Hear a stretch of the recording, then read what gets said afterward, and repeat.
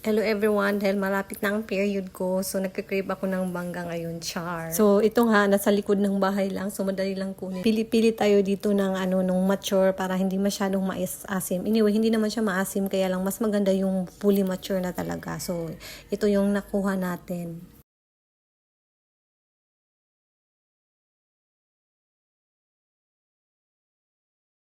Thailand variety pala ang mangga na to, so hindi siya maasim talaga as in, promise.